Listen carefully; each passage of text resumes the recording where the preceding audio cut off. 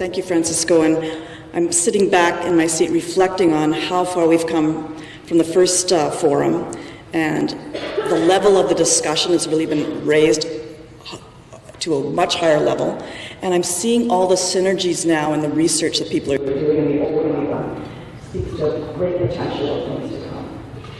So, what should I draw? This was a saying from one of the participants in the study I'm going to talk about today, who I would say would be a poster person for successful aging, and I loved it. He said, I'm going to do whatever I can, I'm going to keep on going, I'm going to drop till I drop. So that's why I've titled this today.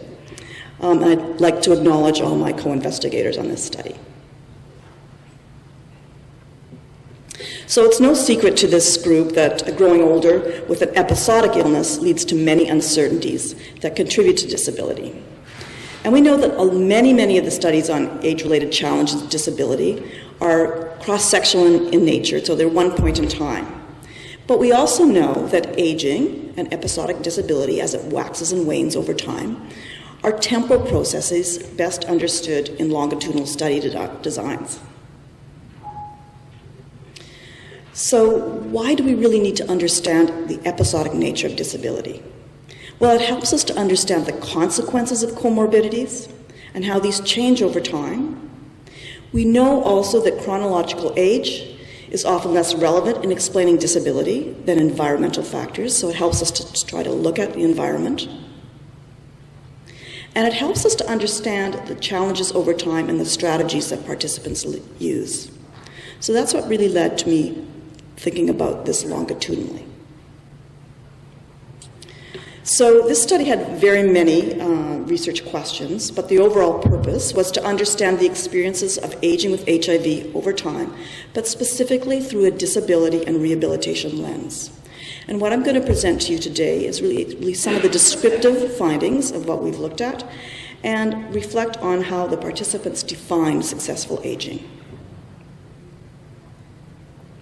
So this was a qualitative longitudinal cohort, and I'd just like to acknowledge Stephanie Nixon, who originated some of this study design in Southern Africa and led to this great idea. And this study design allows us to understand how and why changes occur. And we looked at the same participants, and we interviewed them on 4 occasions over a year and a half. And because it was really focused on disability and rehabilitation, we used an interview guide that was based on the episodic disability framework. We recruited from ASOs in Southern Ontario, and men and women over the age of 50 years, and provided honorarium after each interview and at the completion of the study, and then we audio taped and transcribed the interviews. Something happened there.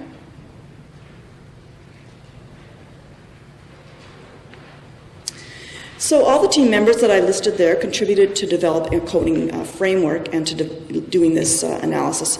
And this is quite a complex analysis. So what we've had to do, and this is why it's only preliminary findings today, because we just finished our data collection at the beginning of the year.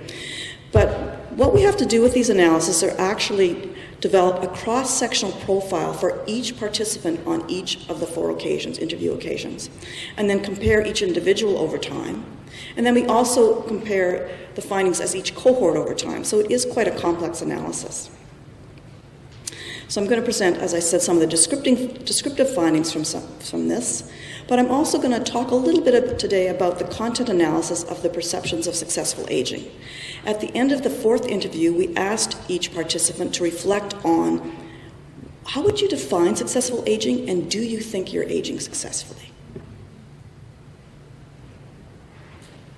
So we had 24 participants who we interviewed on all 4 occasions for a total of 96 interviews in total.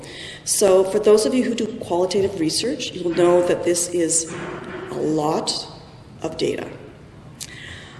And I do have to acknowledge my study coordinator, Nicole Gervais, because we did not have any dropouts whatsoever. We managed to retain every single participant in the study over a year and a half. I just think that is phenomenal.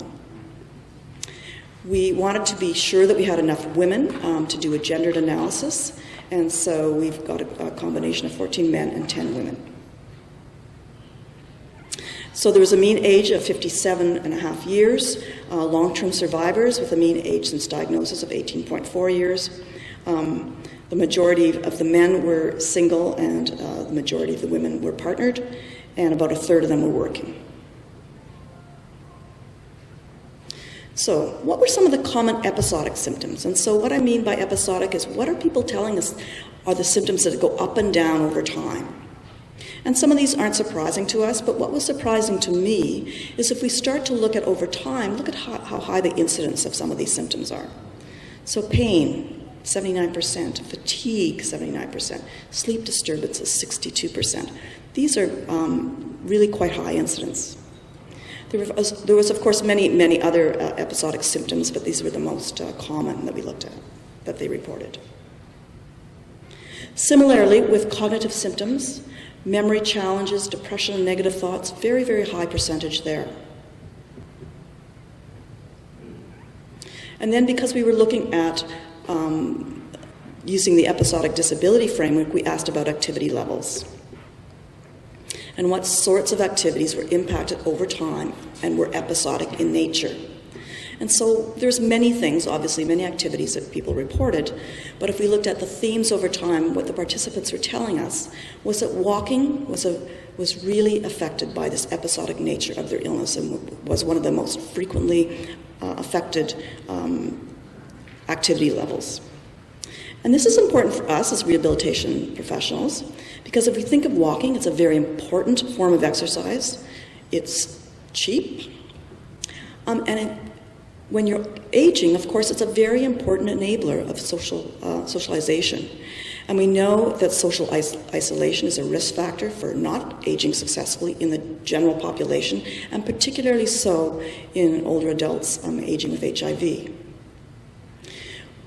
What the participants told us was that walking was impacted by weather, by pain, by GI issues, and by fear of falling. And the fear of falling was an important one for me because, again, in the general gerontological literature, this is an important predictor of what we call preclinical disability. I was very aware I was coming to Winnipeg and was going to talk about impacted by the weather because this was Southern Ontario. But I feel, because I was born and raised in Winnipeg, that I can say this. This is a disclaimer. So we had a very bad winter in Southern Ontario during the time of this study, and it was absolutely incredible how many of those participants told us it really impacted what I was able to do. It really meant I was socially isolated.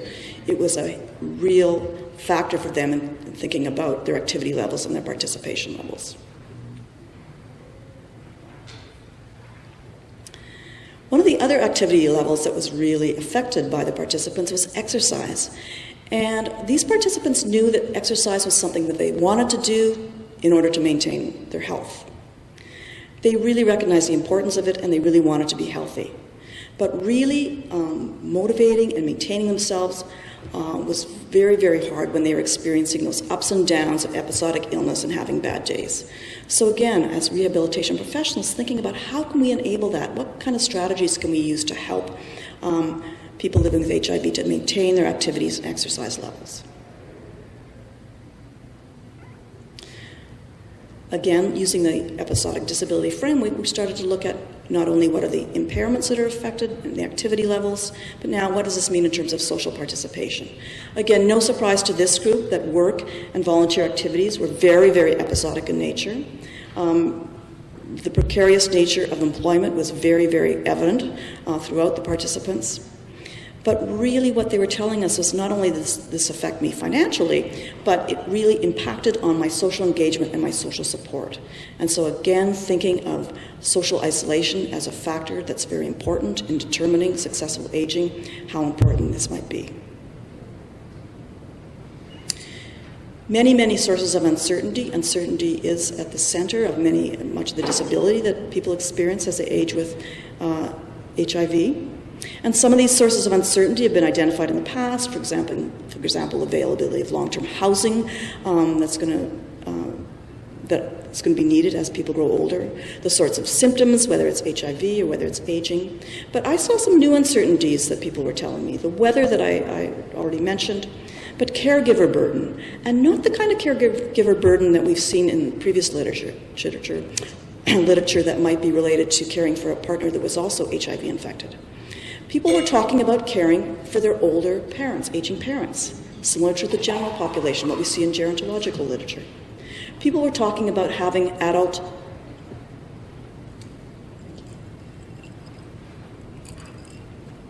People were talking about their adult children that were moving home to live with them and how they had to care for those adult children. People were talking about their pets. So a whole different level of caregiver burden was leading to uncertainties. And of course, worrying about dementia at a different level than I've seen before in some of my work. Really concerned about, am I getting Alzheimer's?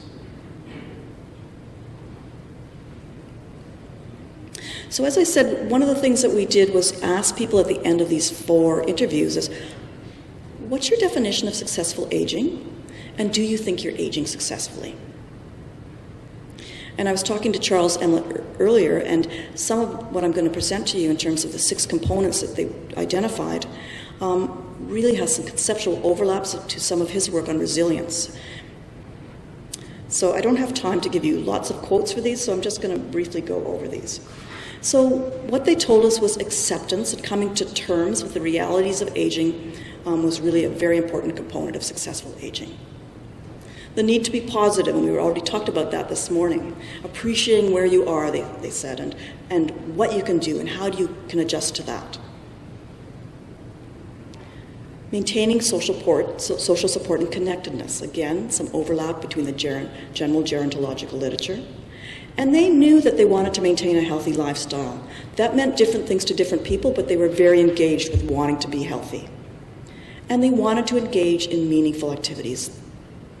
They wanted to have a purpose in life. They talked about taking responsibility and advocating for themselves and advocating for self-management strategies for themselves as well. And I really like this quote, because this individual said, you know, when I'm getting a new symptom, I have to kind of be like Sherlock Holmes. I have to figure out what it is. And I need to recognize when my limitations are, what I can do for myself from a self-management perspective, and if I can't solve it myself, then I'm going to go to my healthcare provider. So one of the things we did, each of the investigators who was doing the analysis, after they'd read all 4 of the transcripts, used a definition of Montrose et al. Of successful aging, and made a decision about whether this person appeared to be aging successfully. We had also asked the individuals who we were interviewing, the individual participants, whether they felt that they were aging successfully. And I think this is the good news story. Because 18 out of the 24 people told us, you know what, I'm doing really, really well. I am aging successfully. And this is in spite of many adversities and many comorbidities that they were living with, many challenges that they had. They still felt they were living successfully. What was interesting was this group of people. So these were people that the investigators in their analyses thought, wow, this is such a story there. This person is living with such adversity, they really don't appear to be successfully aging. But then when we asked them, they said, yeah, I'm doing well. I'm going to bob till I drop. I am really aging quite successfully. So I think we need to think about what is it that helps build that resilience and helps people to perceive that they are aging successfully. So in summary, the findings confirm the episodic nature of the symptoms, the activities, and the participation that people are dealing with. There seems to be becoming a congruence between what the general gerontological literature is saying about successful aging and the participants' perceptions. And the good news story, I think, is people believe they are aging well in spite of significant adversity. What are some of the implications for rehabilitation? One of the things we need to do and to understand more is to help people living with HIV to understand the triggers of episodes and how to cope with those bad days. We need to think about emphasizing self-management strategies, promoting confidence and self-efficacy. And importantly, I think we need to understand the individual's definitions of successful aging and their goals. What we think and what the literature might say is successful aging is not what that individual is saying. We need to understand what it means to them. So we have a lot more analysis to do. We want to examine the positive living strategies of successful agers. We need to do our gender analysis, and I think at first blush it seems that the women participants fared more poorly than the men. We want to look at uncertainty and think about how that shapes disability over time, and to examine some of the environmental factors that influence disability over time. So, my acknowledgements, and thank you very much.